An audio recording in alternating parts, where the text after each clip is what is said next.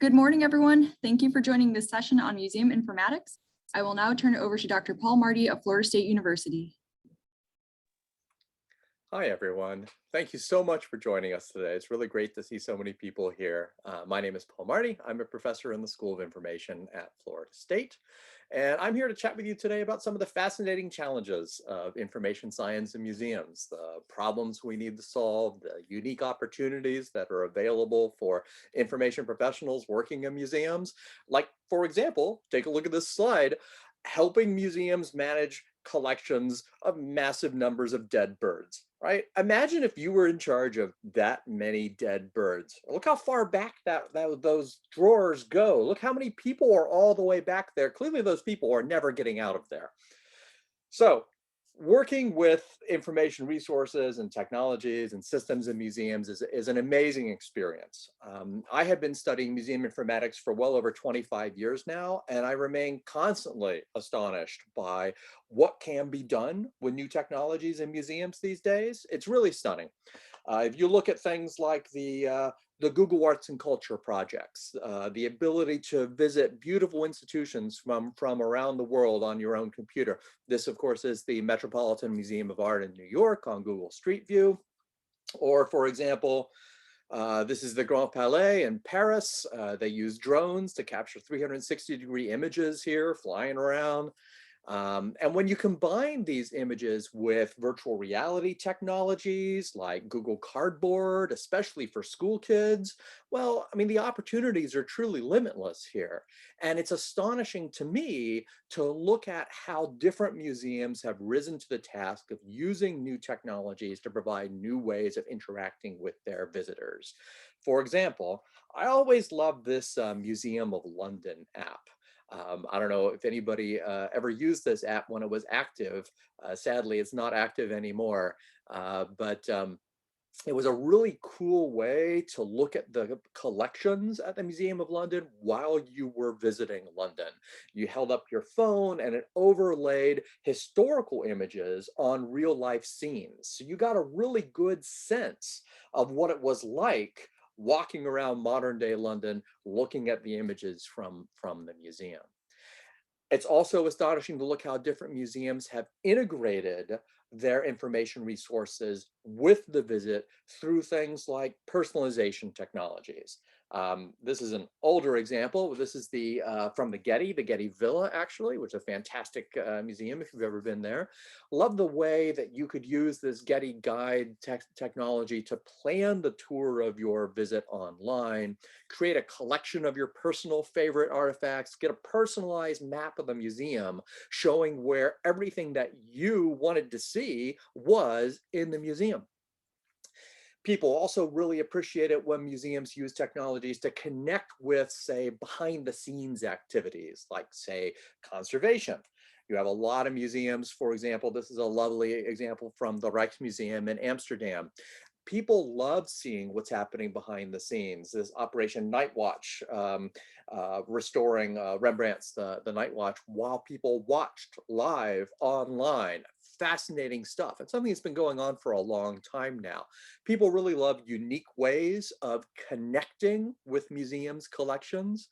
For example, I don't know where you all are located, but if you're in Chicago and you know about the Field Museum, you know, the Field has the world's largest dinosaur there, Maximo, the Titanosaur. And one of the things that they set up not too long ago was a chat bot where you can chat with Maximo and ask Maximo questions, right? For example, in this slide here, I'm asking Maximo to tell me a joke, but not a knock-knock joke. People really love this. What better way to personalize your museum experience than talking to a dinosaur about it, right? Of course, I'll tell you something very funny. When they built this, they programmed Maximo full of dinosaur facts, only to discover that the most frequently asked question that people asked Maximo was, where's the bathroom? And what's the weather going to be like today?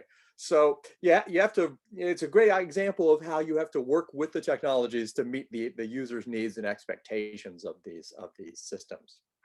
So, of course, to accomplish all of this, as you can imagine, there's been a lot of discussion, a lot of research, a lot of theorizing about what different kinds of information technologies mean for the museum experience. So, for example, let me show you a couple of quotes.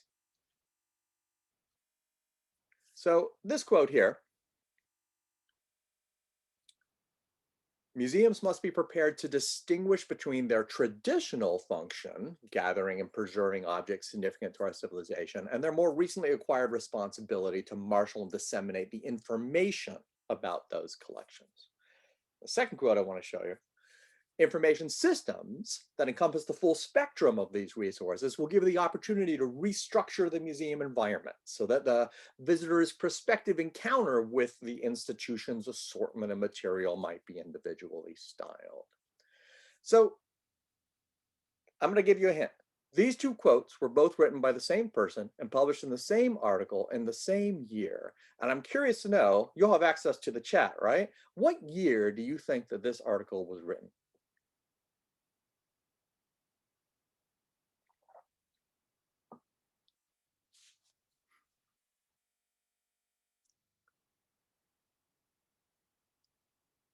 You do have access to the chat, right? Oh, we've got some guesses coming in. It's somewhere between 1923 and the 1990s.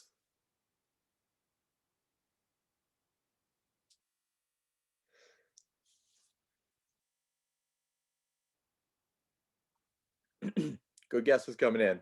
Good guesses. 1960s is right. So this article was written by Everett Ellen and published in the Computers in the Humanities Journal in 1969. And it's astonishing because so many of the ideas, his focus, for example, on personalization and individually styled museum visits that are generated by computers, could have been written today. He could have been describing that Getty guide I was showing to you just a few minutes ago instead of writing 50 years ago. So where did these ideas come from? And who is this guy anyway? Well, Everett Ellen was the founder of the Museum Computer Network. He was also an art dealer and a museum professional. And he founded the Museum Computer Network in 1967. And this is an international organization dedicated to supporting the needs of museum information professionals as they work with new technologies. They had their first annual conference in 1968, and they're still going strong today. And it's often very surprising to people to learn that there is an international community of museum technology professionals that meet regularly to talk about the use of computers in museums that has been meeting since the 1960s. And what this means is that museums have been working with and studying information technologies for a very long time. And those early ideas, the ideas of the people who came before us, are shaping what we do today with museums and technology, whether we're conscious of it or not. So for example, at the very first MCN conference in 1968, J.C.R. Licklider, I don't know if you know who he is. He's the guy who worked at BBN and invented ARPANET, which laid the infrastructural foundation for the internet. He spoke about computer graphics and digital art and presented a vision for the future of art museums. And I love this quote here, are these notions mere fantasy, plausible projections in the far distant future? And he said not. He said he thought that museums could create an interactive art museum on computers using computer graphics and digital art by 1980 if they worked hard at it. And these ideas are still driving the sort of interactive online exhibits that we see today. Here's another quote from Eleanor Fink, who at that time was head of the Getty Information Institute. And this is at the very first Museums in the Web conference in 1997, where Eleanor Fink talked about the future of search and retrieval in museum collections online. And here she's imagining a world where people can search across the online universe of museum collections, images and text about culture as if it is one giant library of information, where we can query by artist name or subject or title and get the information back that we want, no matter where these digital data reside. And while we're not quite there yet, her ideas are driving the sort of information access and provision activities that museums are working on today. And what intrigues me as a researcher and an educator in information science, and as a former museum professional myself, is that when we look at these dreams, these visions at conferences from the past, we see that the challenges that we face today in achieving these goals are really not technical, but social. As I often tell my students, right, technology is easy, people are hard. So take, for example, a giant data sharing project like Europeana. I don't know if any of you are familiar with this particular work. But if you're not, there's a massive data sharing project in Europe that brings together 50 million plus artifacts from museums, libraries, and archives and galleries across Europe. You might be familiar with the Digital Public Library of America, right? DPLA, tremendous achievement here as well. And a huge step toward the goal that Eleanor Fink was presenting of her vision, her dream of institutional interoperability. And when you look at these projects and you look at the history of these projects, you see that, yes, there are lots of technical problems to solve and challenges to overcome.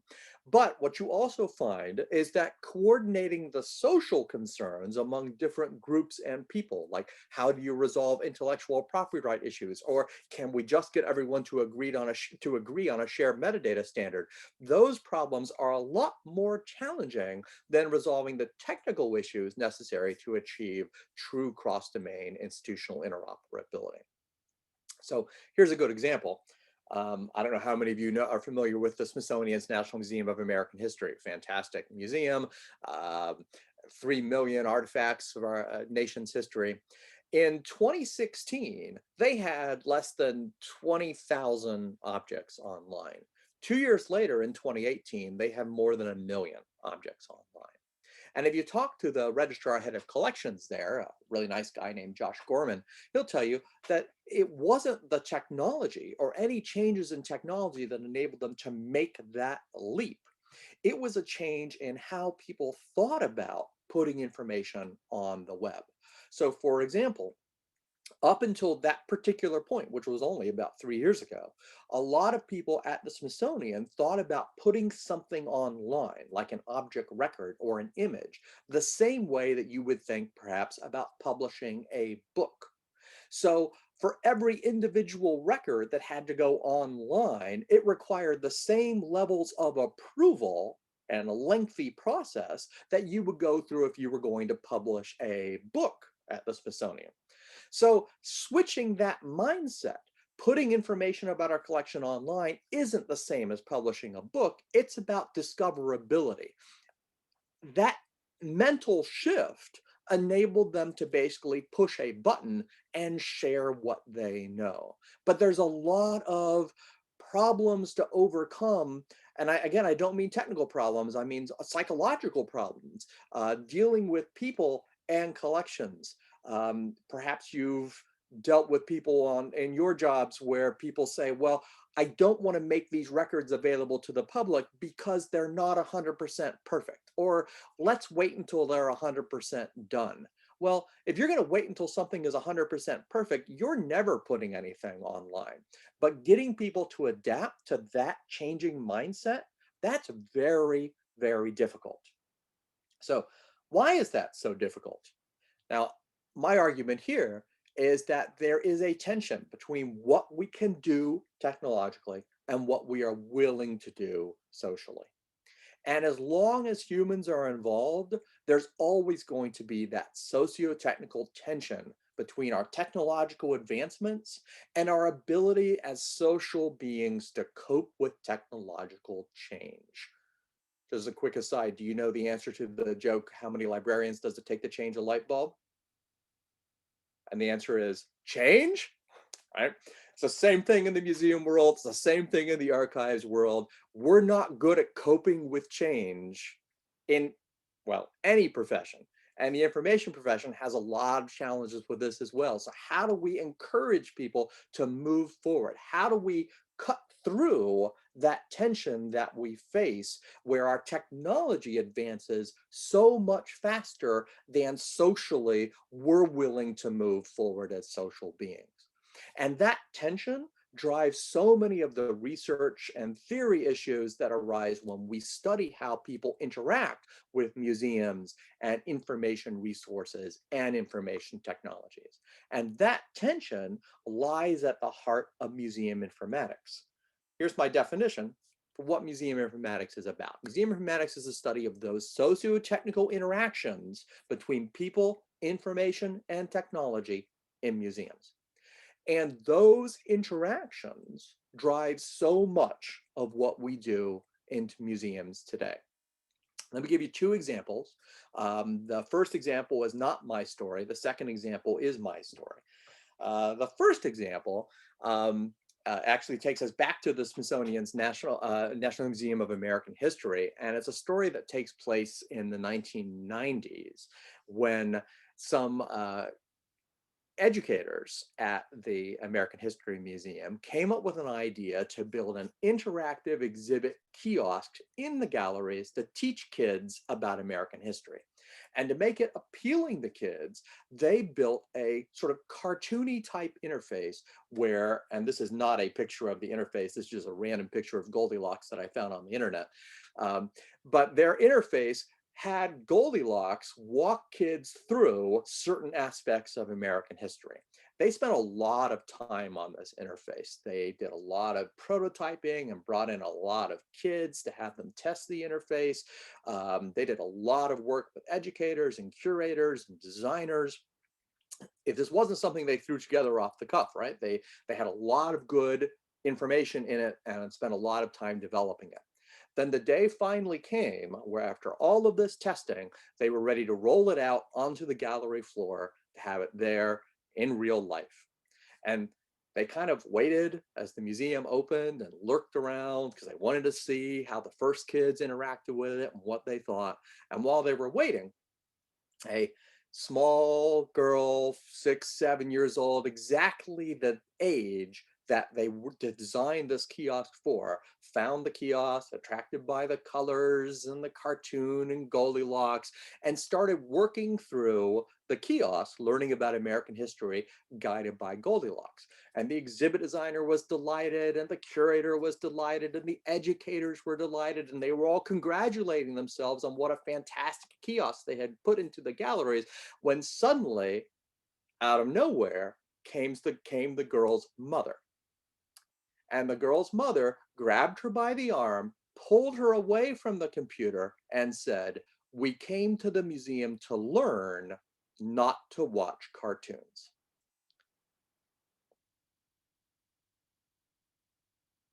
And that is a marvelous example of that tension that we're talking about here, the difference between the technology and the people. And by the way, y'all should feel free to chat in the chat. I want to make sure there's actual people. I know I can see there's 26 people out there, but y'all should feel free to comment in the chat too as we go. I'm good with an active environment, so chat away as you like. So the second story I want to tell you about this is my story. And this is something that happened to me at a Museum Computer Network conference, speaking of MCN, in 2010. And at that conference, it was taking place in Austin, Texas, at the University of Texas, and we were having our main conference reception at the Blanton Museum of Art, the lovely museum there. And at the conference, we had been discussing some recent technologies. And at this point, all of this is now baked into your smartphone. But at this point, there was a separate standalone app that Google had released that enabled Google to identify images as basically a reverse image search. You held your phone up to anything and Google would search its image database and tell you what you were looking at.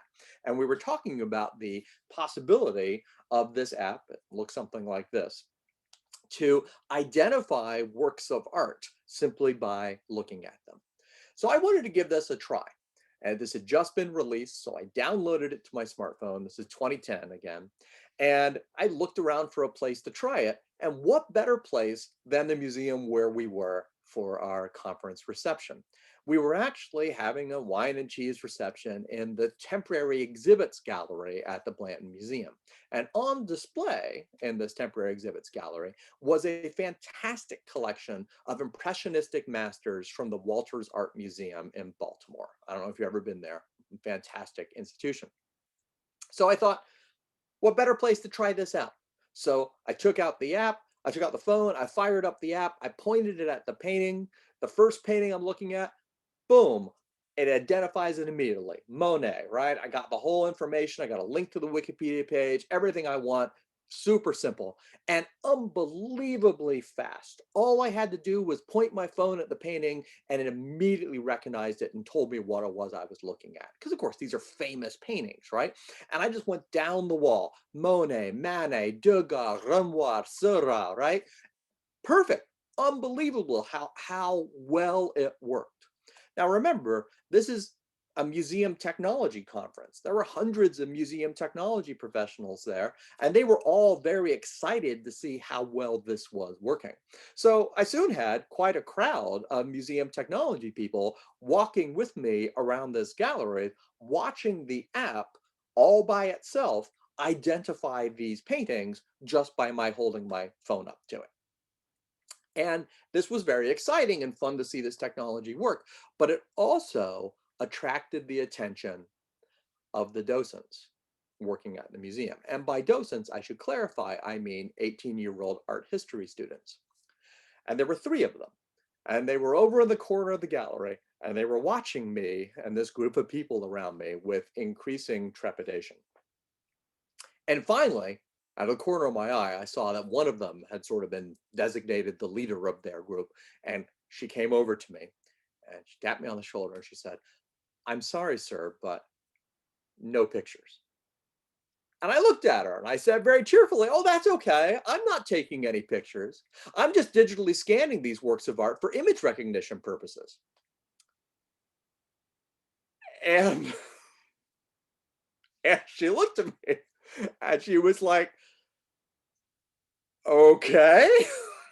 And she left. And we kept going down the galleries, right? Digitally scanning works of art for image recognition purposes, blown away by what a great job Google was doing telling us about the works of art we were looking at. But out of the corner of my eye, I was watching these docents, right? And they were talking over there in the corner. And about 30 seconds later, she came back and she said to me, "Excuse me, sir, but I talked this over with my friends and they think that's the same thing as taking a picture."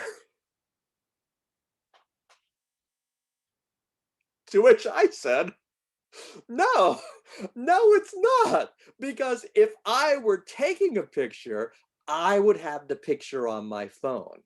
Instead, I'm using the camera on my phone to send an image to Google so that they can tell me what the painting is.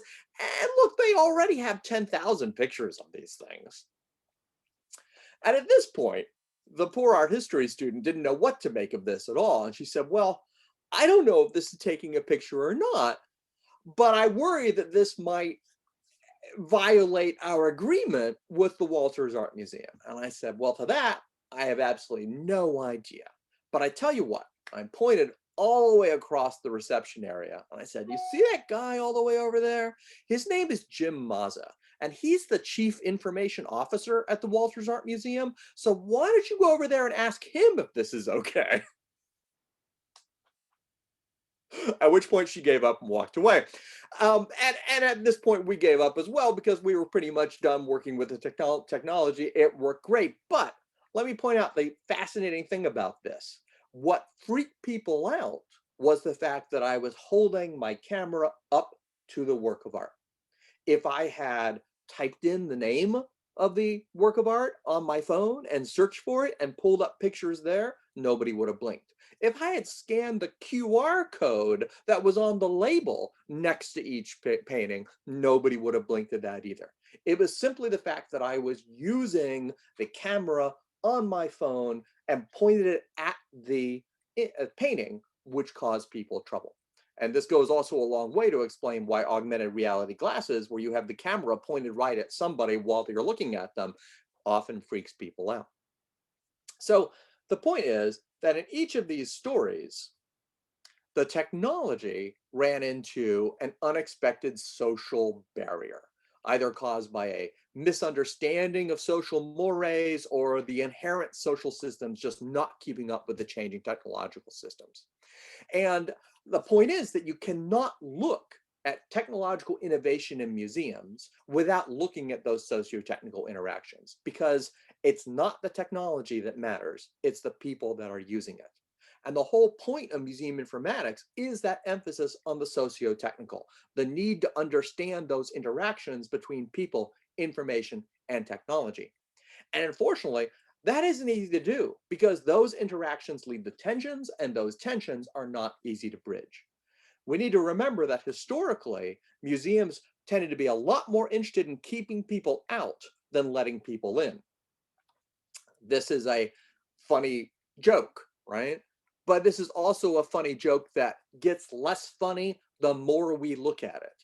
Because when we talk about museums excluding people, it's not just excluding people physically that's the problem, but also in terms of concepts and ideas and identity. And then suddenly, it's not funny at all.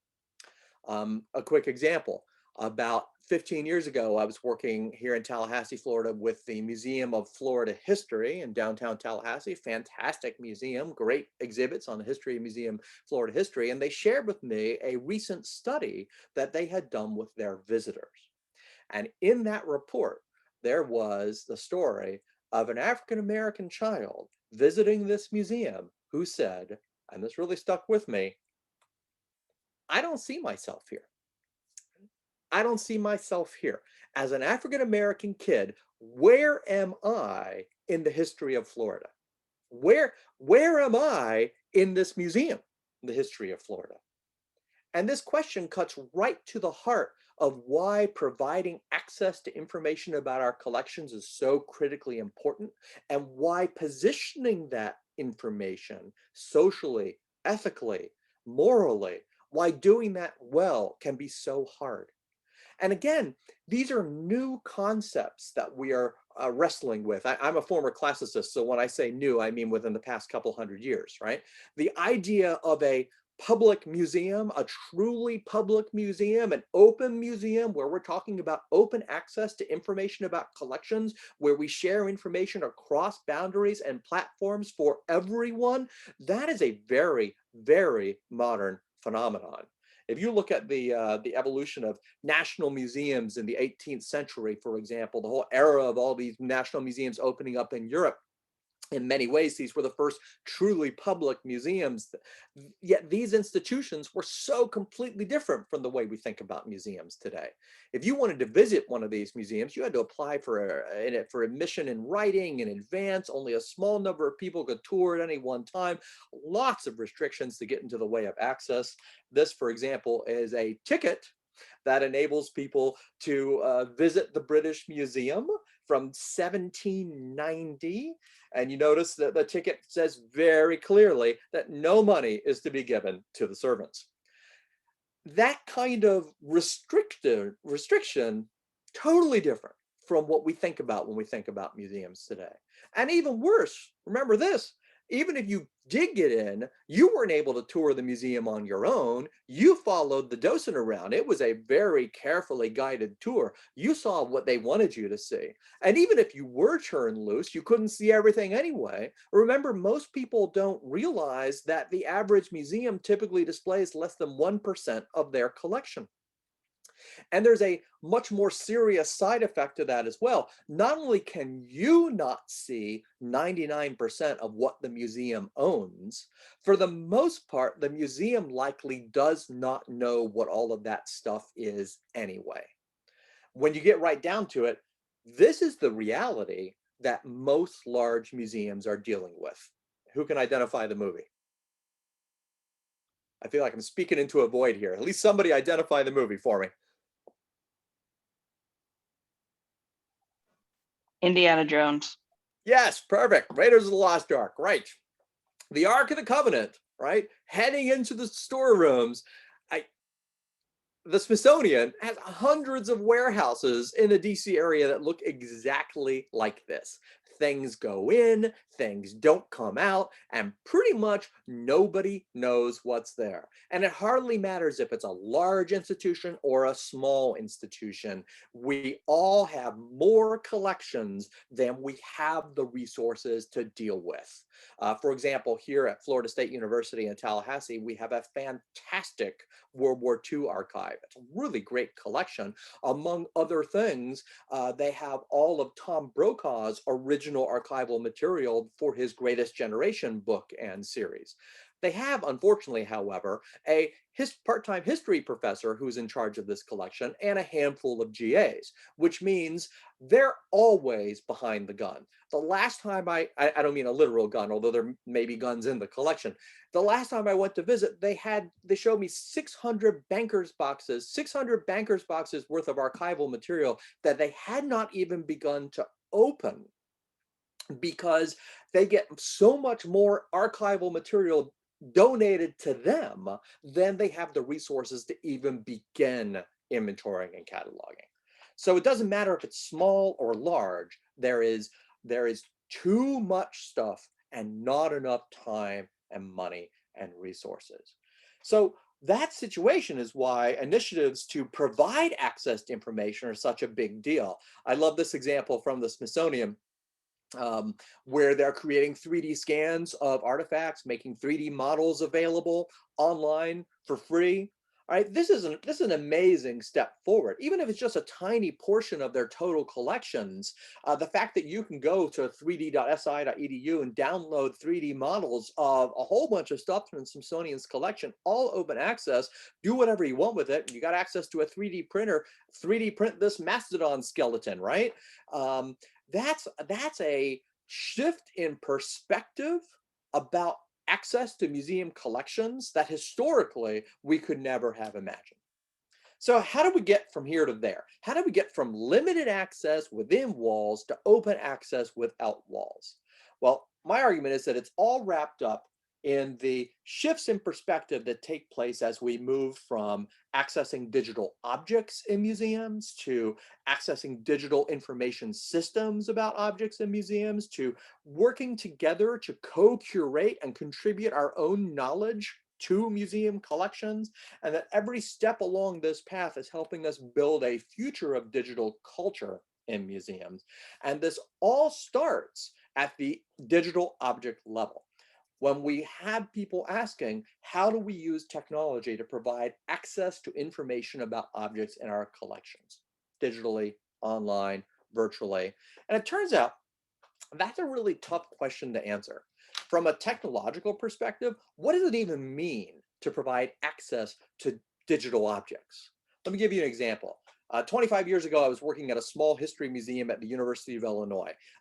It had a fantastic collection, but it was housed in a 100-year-old attic, crazy building, poor climate control. It was a mess. And one day, a stranger knocked on the office door and came in and explained that she was a student from the UK and she was in town visiting friends and that she was studying museums and technology and wanted to talk to somebody about our online museum collections. And I said, great. So we sat down at the computer to talk, and she asked me a very odd question. I still remember this like it was yesterday. She asked me, what percentage of your collection is available online? And I remember I looked at her and I said, 100%. And she was astonished. This was like 1997, right? She says, what do you mean 100%? I said, well, what do you mean? What percentage of your collection is online? What does it mean to have 100% of a collection available digitally online? You could argue that this is a meaningless statistic, a meaningless figure. So for example, say I were to tell you that this museum at the University of Illinois had a collection of 1,729 cuneiform tablets, which it did. Not a bad collection for a Midwestern public university. If you have in your house, say, almost 2,000 cuneiform tablets, what would it mean to put 100% of that collection online? What would that mean to you, right? Well, you could, for instance, put all of these records into a database and link that database to the internet, which is what we did. So for example, you could go online, do a search on this museum's database for cuneiform tablets and get back 1,729 records, which is exactly what would have happened in 1996, 1997, if you had gone to this museum's website and searched for the word cuneiform. And you could click on one of those links there, the blue links, and pull up a detailed record on the tablet with some information from the database and a picture, right? We did this. But is this the same as putting a collection online? Does this really help anyone aside from a few experts? What if you can't read cuneiform? I can't read cuneiform. Honestly, I'm not sure if any of these pictures are even right side up. So we tried all kinds of different ways of providing outreach to our audiences. We made collection highlights pages about a lot of our collections, trying to put these objects in context to provide more of an educational experience. We also offered virtual tours of the museum. So this is the virtual tour where you're zoomed in looking at the cuneiform tablets that are on display. By the way, this is also a stark explanation of what I was talking about with the percentage of artifacts. How many artifacts does that look like is on display? Cuneiform, I mean, maybe a dozen, maybe 15. So, what's 15 out of 1,729? It's a lot less than 1%. So the vast majority of the collection is inaccessible to the public in storage somewhere. So what does it mean to provide access to that collection that's not there, that you can't see in person, that you can see online, but for whom and in what way? Because it turns out that the issue is not just about taking a picture of something and putting it on the internet, but finding out what's the information that your audience really wants, and how do we engage an audience around that collection. And remember, we're dealing with multiple collections, multiple audiences, multiple needs and expectations. And that's a totally different question. That's the hard question, because building a future around digital cultural heritage means engaging visitors on their terms, not on the museum's terms. And doing that well means recognizing that when we talk about providing access to information through digital systems, when people say they want access to information, they really want something that's very different from access to digital objects. And that distinction can be a really hard distinction to get at. To get at that difference, I often ask my students a hypothetical question. If you had to choose between losing every object in your collection or losing all the information you have about the objects in your collection, which would you choose and why? And we don't have time to get into that question right now, but let me tell you, it's a fascinating conversation to have in class. And what it brings up in conversation is an awareness that the vast majority of what we know about the objects in our collection are independent of the object itself, right? If we lost all of the information about this brooch and all we had was the physical object, well, we could measure it and we could weigh it and we could probably do some material analyses to find out what it's made out of, possibly even date it. But all of the historical record that we have about this artifact and who used it and why and where it came from and why we have it and how we got it, none of that is contained in the object itself. And that takes us back to that shift in philosophy, that Everett Ellen quote that I shared with you earlier. There is a difference between gathering and preserving objects and marshaling and disseminating the information about those collections. And when we make that shift in perspective, when we look at all the information resources that are available, we see how hard it is for us to change those ideas about why we exist as a collecting institution. Now, a lot of museums, fortunately, have risen to that challenge. They've opened their collections for open access. This is the Rijksmuseum in Amsterdam again. They do a fantastic job making high-resolution images of artifacts in their collection available for download, totally open, totally free of charge. Back to the Getty. Here's the Getty's Open Content Images program, where the Getty makes available digital images for everything, where the Getty either holds the right or they're in the public domain to be used for any purpose, no permission required. And when you think about millions of records at museums around the world, all of this information available, all this for you to use for free, this is astonishing. And it's happened as more and more museums have come to terms with the fact that there is no good reason for museums to stand in the way of access to information. 20 years ago, you have museum after museum that was hiding our culture behind paywalls, right? But these barriers really offered almost no benefit at all to humanity, and worse yet, no benefit to the museum. Speaking of the Getty, as Ken Hama, who used to work at the Getty and was a huge proponent for open access and images, what he used to say is, to most users of image, one Monet is like another for a DVD cover that's supposed to be mainly blue and green. And his point was, if you put your Monets behind a paywall, nobody's going to pay you for access to the image of your Monet, because all you have to do is go on the open internet and you're going to find millions of Monet images, right? So it required museums to take a completely different philosophical approach. So instead of locking our content away and making people pay to see it, instead museums today are saying, here's our stuff, take it, use it, and work with us to add value to it. And that's why so many museums now are encouraging their visitors to become active participants in this co-construction of digital knowledge, where you as the visitor are encouraged to contribute to the museum's collections from wherever you are in whatever ways is most helpful or useful to you. Getting people together to work with the museum to create new knowledge together. So we see museums using technology like social tagging, for example, where people can enter their own search terms and try to help museums catalog artifacts in ways that make more sense to them.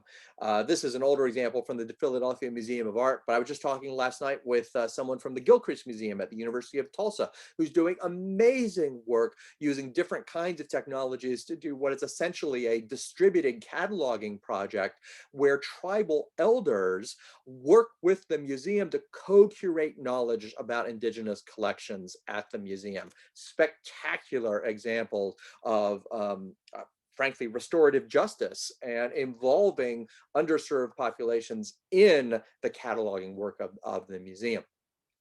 When we are willing to open up our collections like this, to bring information from the outside in, or to make the data that we have open and available. Talked about open images. There's also all the open data work. The Cooper Hewitt Design Museum is a fantastic example of this. All of their data is open data. They have a very easy to use API to get access to their open data. All of this is available online for public use, so you can make anything you want with the museum's records and share them online. They're really taking to heart the idea that the Smithsonian is ours. All of this content, all of this heritage belongs to us. So the more museums move in this direction, the more interesting projects we see. We see crowdsourcing projects. Here's one where you're encouraging online visitors to help co-curate data, like transcribing handwritten diaries from Shakespeare's time. Or, as I mentioned, the open access images, the fact that the Smithsonian has 3 million plus artifacts online for free, downloading, sharing, reuse, all without permission. And that's just one of dozens of large museums around the world that has done similar work, putting hundreds of thousands, if not millions, of records out there for us to use freely. 20 years ago, nobody in the museum world would have imagined that we would have reached this particular point. But here we are now, and it's such an amazing positive shift in philosophy. And the common idea that so many of these efforts share is that this is about opening up the museum, using our information resources and technologies to help people see that they can play a role as active participants in our own culture, our art, our history. And in doing that, the visitor learns that the museum is theirs. It's not some unrelated other thing for other people. It's for everyone. We're not just passive consumers of the information resources in our institutions, watching the future of digital culture pass us by. No, we can all contribute to the knowledge of humanity. Because for museums, when we talk about the future of digital culture, this doesn't mean just helping people gain access to objects or collections or information systems. It means helping everyone feel involved, that they are a part of the museum, that the museum is a part of their everyday lives and not the other way around. Because when we get right down to it, we've spent the past couple of decades shifting philosophies from thinking about the visitor and the life of the museum to the museum and the life of the visitor. And this is a very, very, very difficult mental shift. It's something that the library community has been fighting for decades and is, I would say, several decades ahead of the museum community. It's tough, right? I don't think if you work in libraries right now, you would never imagine that the record of what books have circulated is an ideal picture of how people are using your library. But for a lot of museums, they're only looking at that tiny little slice of the way they interact with their visitors, and shifting to that more visitor-centered model, understanding that we need to look at the role of the museum in our visitors' lives, not the other way around, is a challenging shift. And if you're not willing to make that mental shift, if you only think about the people who come in through the door and the only people that matter to you are the people that go through those turnstiles, it's really easy to get concerned about things that and to miss important points. Um, when museums first started putting their collections online, you wouldn't believe the number of museum directors who worried that access to online images of museum collections would negatively affect in-person visits to museums. I was asked that all the time.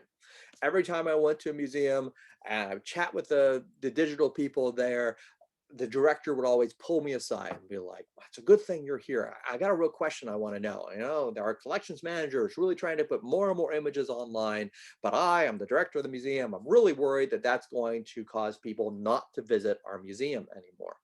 And I got asked that so often that I got really good at answering the question. So I would put on my sad newscaster's face, right? And I would say, you know, it's a good thing that I'm here. It's a good thing that you asked me this, right? Because maybe you haven't heard, but ever since the state of Florida started putting pictures of beaches on their websites, nobody vacations in Florida anymore. And sometimes, sometimes the director would be like, oh, that just sounds terrible, right? They totally missed the point. And I'm like, yeah, you don't know the half of it.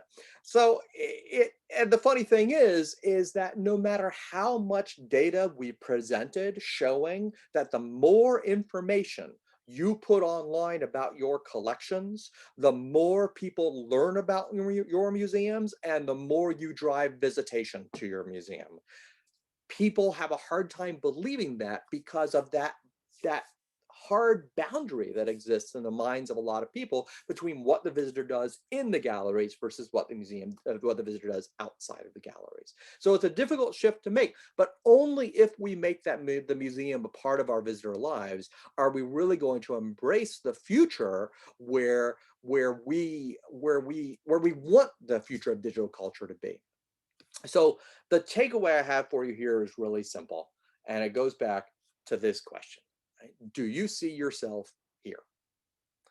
We need to do everything we can to help people see that the museum and its collections and its information resources belong to all of us. It's not us versus them versus others. It's all of us together. Because if we can't help people see themselves in museums, then all of this is for nothing. None of our information technologies, none of our innovative tech, none of this matters one bit if museums aren't seen as inclusive spaces with equal access for everyone, where we all feel at home, where we all make the museum and its collections and its resources a part of our own lives. We need to help everyone understand why museums are important, why museums need to be saved, and don't forget that museums are constantly under assault. We can't do that if people feel excluded or if people don't feel welcome at museums. We need to demonstrate that the future of digital culture includes everyone, where everyone feels welcome. And my argument is that when we look at the future of information science and technology in museums, that's what our information resources systems and technologies are going to do. They're going to bridge the divide between the people who feel that the museum is for them and the people who feel that the museum is for someone else. That's the future of museums. That's the future of humanity. And that's the future of the information profession in museums. So please, if you're interested in these issues, these topics, join us in these efforts. It is incredibly important, the role that museums play in modern society and the way our information resources build empathy, raise awareness of other cultures, of other histories, of other heritages. There's almost nothing comparable out there that plays that particular role. I don't have this in my notes, but I'll just a neuron just fired. I'll share one quick thing with you. I mentioned that museum that I worked at the University of Illinois 25 years ago. If you've ever been to Champaign-Urbana, where the University of Illinois is, you know that 100 miles in any direction, there's nothing but corn and soybeans. And one of the things that I became acutely aware of at that museum is that for the vast majority of school kids in that 100-mile radius of East Central Illinois, their once a year field trip to that museum was their only experience learning that there were other people in the world who didn't look like them or talk like them or act like them. And what we can do with our new technologies and systems to raise that level of awareness, to increase empathy for others around the world, is, I think, an important thing that we can all do working with museums. All right, questions. I see we got questions in the chat already, which is great. Numbers of museum attendance as far as those with. Well, yeah, Caitlin, absolutely. All the research data shows that the more information you put online, the more you drive attendance to the museum itself. And this is why forward-thinking institutions now are really focusing on the ways they can interact with people regardless of whether they're physically in the museum or not. So take, for example, the Smithsonian, a great example. So the Smithsonian's current strategic plan is, it was derailed a little bit by the pandemic, but they're still sticking with it as a goal. Their goal is that the Smithsonian will reach 1 billion people a year. You don't reach 1 billion people a year physically in DC, right? 1 billion people a year don't come to the Smithsonian in DC, but 1 billion people a year, it is an audacious goal, but it is certainly an achievable goal that 1 billion different people a year will use the Smithsonian's resources at some point in their lives. And that is a recognition that the Secretary at Smithsonian, Lonnie Bunch, who is spectacular, has to drive the role that the Smithsonian plays in the future of culture. This isn't just about bringing people through the doors. This is about recognizing that the Smithsonian can make the world a better place, and not just for people in the United States of America, but for people all around the world. And that's a big, audacious goal, and one that's just been really exciting to see move forward. Aha, systems training, absolutely. Well, so part of the problem, right, is that there's a lot of different, say, collections management systems out there. My recommendation is that you learn how to use maybe one, because it's, put it this way, right? So if you're aspiring to work in a museum, you're going to be trained on whatever collections management system that they use. It's more important that you have sort of a general understanding of the kinds of information that museums are collecting. So for example, in the museum informatics class that I teach at Florida State University, the students are actually working on it right now. We use Collection Space, which is an open source collections management system. And we use this to go through all the different kinds of procedures that museums engage with on the life cycle of their artifacts. So the students are right now taking hypothetical artifacts through this hypothetical museum, documenting everything that happens if, the object gets damaged and you have to fill out a condition report and it has to go over here where conservation work is going to happen. Oh, no, it's got to be taken off exhibit, right? Or maybe you found a dead mouse in it or something has happened, right? And just looking at all the different ways that museums have to document information about their collections, I wouldn't get too hung up on specific systems. It's more Well, it's just like what Pixar used to tell aspiring digital artists, right? Because the aspiring digital artists would write Pixar and say, if you never heard this story, it's a good one. They would say, what system should I learn if I weren't at work at Pixar? And Pixar says, don't worry about that at all. If you get a job at Pixar, we will train you on our system. But in order to get a job, we need to see your films. We need to see what you do. So don't worry about the system that you should be using. Just whatever tools you have at your disposal, learn how to make a film. And it's the same thing here. Don't worry about the specific systems, but learn how museums organize information about their collections and how they handle collections management, right? So whether, and that holds true for any kind of memory institution that you might want to work in, libraries, archives, galleries, museums, you need to learn that mindset of how they organize information about their collections, not necessarily the specific tools that they are using. More questions. Going through an LIS program, what recommendation of increasing likelihood? Yeah. So this is a difficult problem, right? So on the one hand, lots of museums are hiring people to help them manage their, in particular, information technologies. So on the one hand, that's good. There's a lot of job postings all the time for people to organize content management or to work with UX or interaction design, right? All these different types of aspects. The problem is that the museum simply cannot pay what somebody with those skill set can make in someplace that isn't a museum. So take conferences like the Museum Computer Network, right? I served on the board there for 6 years, I think, and we track this very carefully. And I don't think it's changed much since the early 2000s when I was doing that research. In fact, I know it hasn't because I was just looking at the data from a couple of years ago.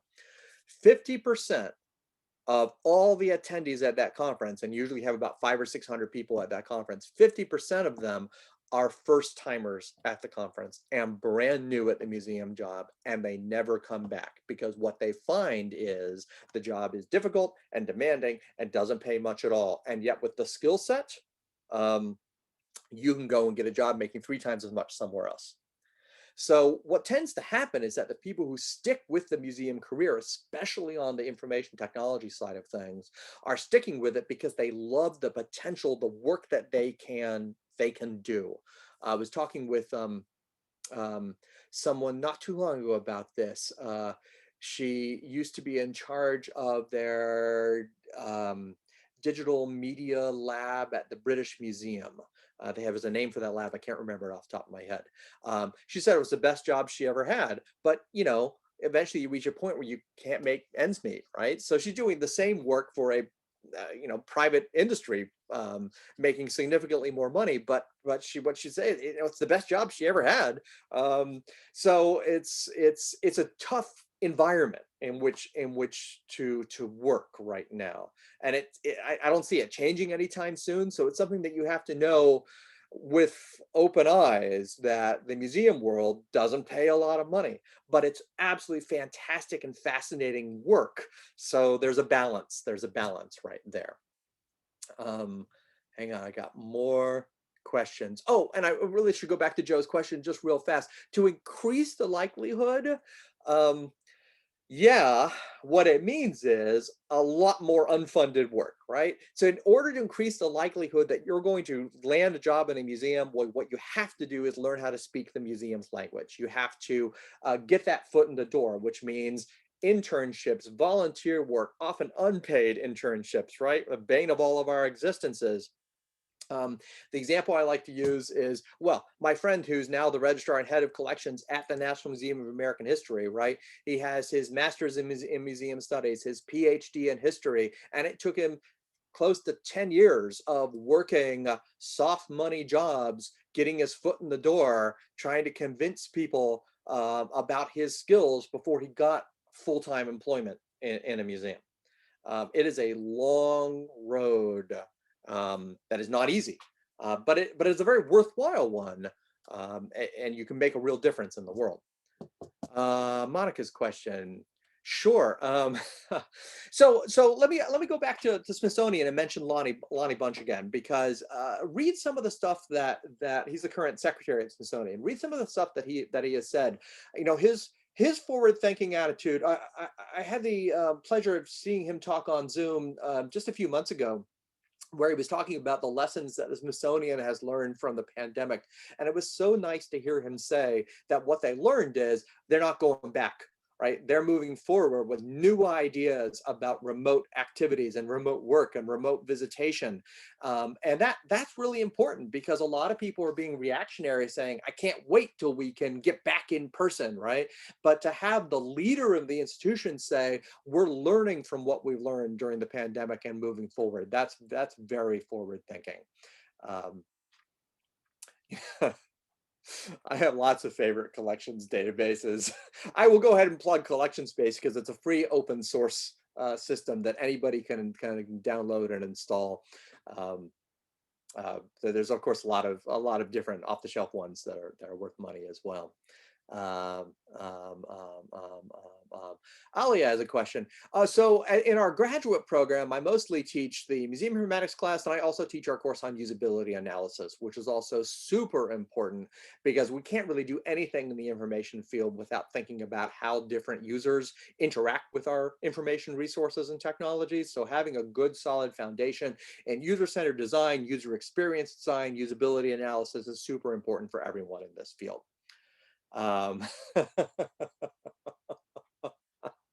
Kat's question, right? So my undergraduate degrees are in computer engineering and classics. And I decided not to go to graduate school in engineering because I knew too many really disappointed graduate students in engineering. So I went to go work on a PhD in classics, and then I eventually decided I wasn't going to finish that PhD for a wide variety of reasons. Then I went back to where I grew up, actually in East Central Illinois, and I got offered the job to basically manage the digital collections and information resources at this history museum, which needed a tremendous amount of work.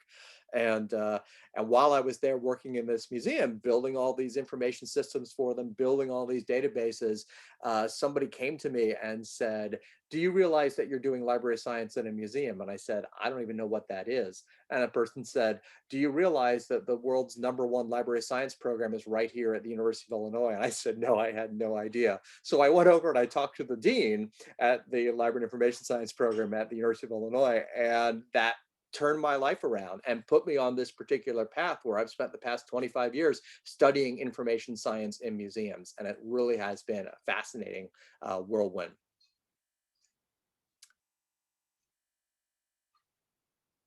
I wish I spent more time working with classics, though, at this point, to tell you the truth.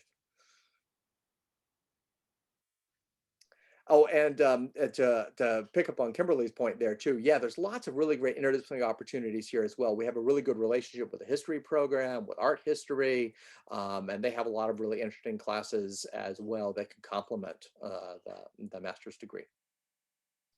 Yes, and we have the State Archives of Florida in Tallahassee, Absolutely. right?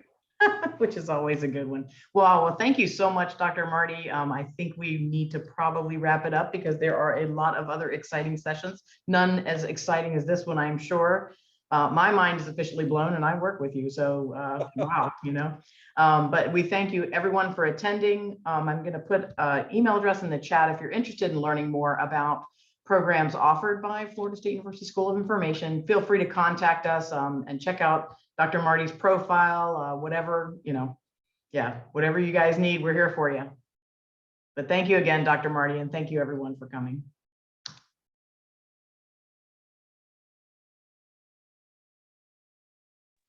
Indeed. Thanks, everyone. This was a lot of fun. Thank you so much for attending.